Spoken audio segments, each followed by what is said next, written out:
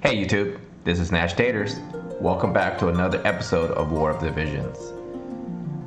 So, on Thursday, I streamed and it was a lot of fun. I was trying to do the Deep Dungeon, but thank you for those of you that came out and supported me and just wanted to kind of hang out. We had a lot of fun, I felt like.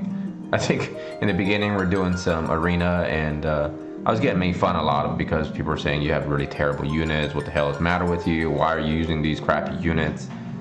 At the time, I was really just trying to experience with different units to try to, have some fun on stream, right? I wasn't trying to do it like too seriously or anything. But nevertheless, it was interesting. And then we decided to do the Deep Dungeon. So a lot of people were giving me different advice, and they were all good because many people perhaps already have beaten the dungeon repeatedly, actually. That was my first go at it. And I think we got to stage 8 with those archers, and I just kept making mistakes because of the fact that I was trying to move too fast. Because I was kind of sort of feeling pressured because I didn't want to stream too long. But nevertheless, it was a lot of fun. But let's just show you guys what my progress is on that map. And I actually defeated it. After I got off stream, I decided to take a break. Also, I was getting a little headachy. I don't know if that's the right word. Drank some water, ate some fruits. I think I was just needing some sugar. And so anyways, I beat it and I had no issues with it. Now you can see I beat everything. And everything's super easy really once you sit down and grind it out. Now as far as the EX quest is concerned, you do get 200 gems and the rainbow, which is really nice. Now there's only 10 enemy units here. And honestly, this is not a very super challenging map. Your main focus is need to kill 2 of the swordsmen. And so you need a decent tank, 1 decent healer, and then a couple of DPSers. And then you definitely need 1 person to do the charming. Because ultimately you want to charm one of these thieves. And what's going to end up happening is the thief's going to run around and go back to where the other guys are and start charming them. And once you charm one thief, the other thief's going to charm another thief, the other thief is going to charm one of these other guys. And they're just going to go sort of infinitely charming folks. And they're going to be just fighting each other while you're trying to clear 2 of these swordsmen and 1 of these flying birds. After you clear those 3, then you're going to have to slowly tank and kind of like position your unit in a hallway to block the enemy units from coming towards your group. And then at that point, you just keep charming the thieves because they have high dodge, so they're going to be very obnoxious to hit, but they don't miss each other seemingly. So that's definitely a tactic to go with. For those of you that want a more in-depth view in terms of a video content, check out Gilgamesh. He's on my featured channel, and he's rising up pretty good, I feel like. I think he definitely needs to get more support because he uses a lot of non-URs. Actually, I don't think he used any URs at all on his channel. That's his main focus. Even though I'm pretty sure he's a whale because he built many units. But he just wants to show people what you can accomplish in this game without having to rely on UR units. His strategy was he used actually 2 thieves and they just chain charm, and it was a lot of entertainment to be enjoying that, But unfortunately, it does take a very long time to beat the stage if you're not using the URs, because obviously using characters like Warrior of Light, they have lots of hit points, lots of defense, so they can take a lot of damage. But he was using, I believe, Nasha, and she's actually quite tanky. So nevertheless, his video is very entertaining. So if you haven't done so, check that out. So I'm probably going to be finishing this, and I'm going to show you the equipment from this specific dungeon that you can earn. Obviously, it's going to be the 700-word essay title of a sword. So unfortunately, you do have to grind it out. Okay, you do have to grind out the dungeon multiple times. On Nashtaters account, I've already done it almost at 2 times. Today, I just need to go back and kill those chocobos again, and I'll be done completely with 2 times. And therefore, you're going to be earning a lot of these sticky liquids, and you're going to be earning the ice megasites. Now here's the thing, you can actually farm both materials from your chocobo dungeon. Although it's not fast, right? You don't get them as fast as you would if you're clearing this dungeon right now. So don't fret if you didn't finish it or can't finish it, because you can still finish the sword over, unfortunately, a longer period of time. And I believe this sword is not like Excalibur where everything is completely maxed. There are going to be stats that I don't think you can max completely. But correct me if I'm wrong, folks, if you guys know this for a fact, for those of you that have already finished. But nevertheless, I'm going to give you little baby tips that I received from the viewers while we're streaming. So most importantly, the first 4 maps, they're fairly easy. All you got to do is, kill stuff. But my strategy was send some really evasive units like Shadowlings, Ketone, Venera if you have those, and just put on a lot of dodge gear and then turn off all your abilities. And then just have them hack and slash their way through up to level 4. Level 5, these guys are actually quite obnoxious. They hit really hard. So ideally you want to use some AoE damagers perhaps, and they're just really single target units that could just kill them one shot, and you shouldn't have too much issue. 6, same thing, try to use your magic attackers and kill these slimes as quickly as possible because they'll poison you and it's very obnoxious on your tanks. This one is pretty easy, 7, you just have to kind of grind it through. The skeletons are I think weak to magic, and then these guys, the metal things, are weak to physical damage. So just need a little nice combo. The challenge really is in floor 8. These guys are super hard because they have sharpshoot, which doesn't miss. They can hit pretty hard. Ideally, what you want to do is simply place your tank as far in the front as possible and have 2 healers stay as back as possible without drawing aggro from the archers, because those most likely your healers are all going to die if they get in range. And then if you have a charmer, it's a great opportunity to just charm one of them and have them start shooting enemy units, and then have 2 or maybe 1 other damagers in conjunction to your healers, because generally speaking the healers are also damagers, right? And just start popping them off one at a time if possible. But if you move too fast, the archers on the bottom floors are going to start climbing up and they're going to get within range. At that point, don't panic, you just have to try your best to mow them down as fast as possible.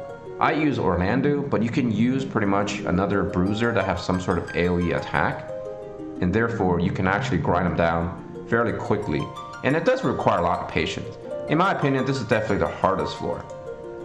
Now 9, let's see, I can't turn it off, but 9 is the one where there's all thieves, and they have high evasion, so you want to use all your accuracy equipment, all your accuracy cards, and what you want to do is where your units are starting off on the top, just put them all there and block off that one entranceway in which the thieves can have access. Because what's going to happen is as soon as the thieves get within range, they can start shooting you from a distance with their shurikens and antons and whatever, and start killing your healers in the background. So ideally you just want to use your height advantage on the steps so they can't physically attack you.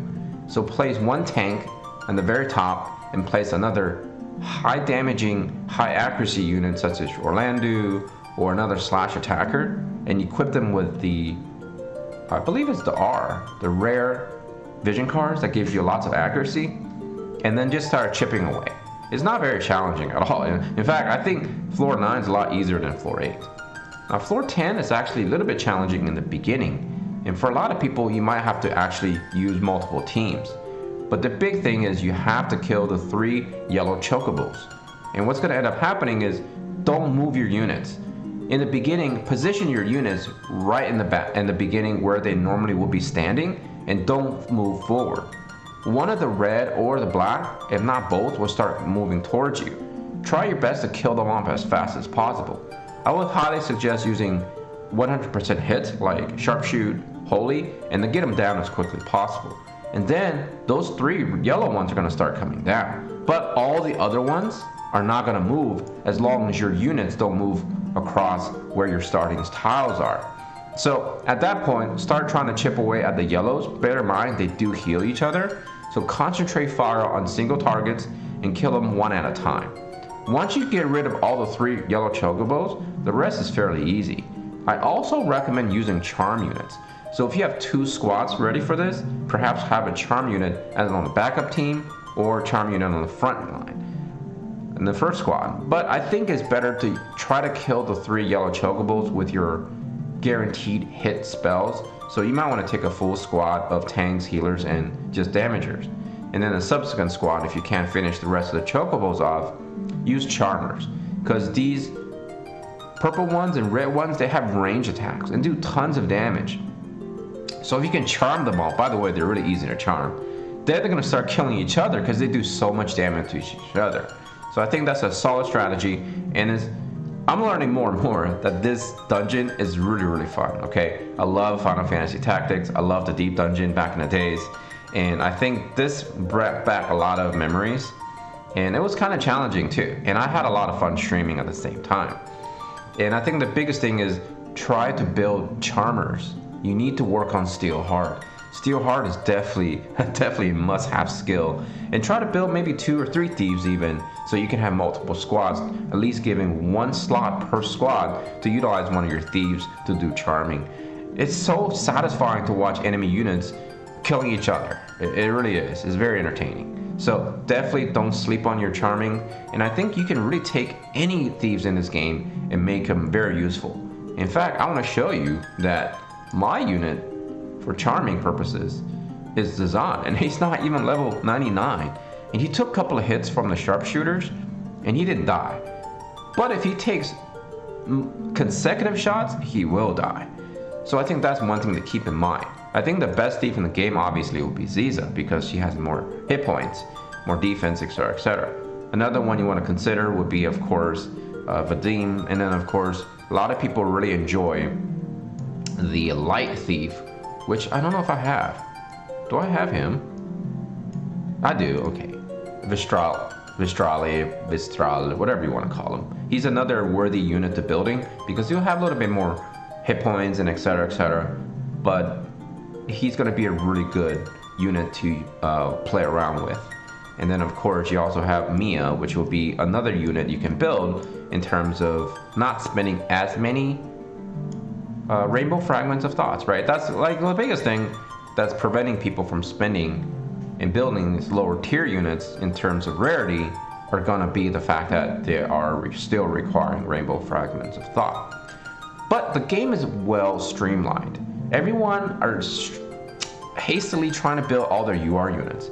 But remember, if you are going to be stuck building UR units because you're running out of rainbow spheres, it makes more physical sense to actually go down and start working on units that don't require the same spheres. So for example, even though you're using fragments of thoughts, tons of these units are super useful. Phoebe, a lot of whales actually build Phoebe for her Trust Master and use her in actual PvP/match play. So there's no reason not to make investments. You're going to get to the point you're going to run out of rainbow spheres, but you're going to have perhaps more rainbow fragments of thought. So at that point, you need to consider building MR units, SR units, and R units.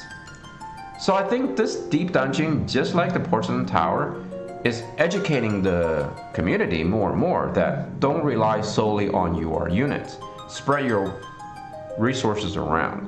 And I know there's still going to be people out there who are adamantly against building lower rarity units, and to that I say to each their own. I hope you guys enjoyed this video. I hope you guys are enjoying this massive Final Fantasy Tactics events. I think they're all well thought out, and I think they're well designed. Hopefully, honestly, I'm not looking forward to the next event, which is going to be perhaps the Twin Dragons, in which case you can farm the ribbon. I will get into that when the time comes, but I'll be honest with you. Hopefully the developers changed it for global server, because it was a big cluster F on the Japanese server. Like I said, I'll do a deep dive on that when the time comes. As always, time is your most valuable resource, so please cherish it and use it wisely. As always, take care of yourself, all your loved ones. Nashtaters and his family out. Peace.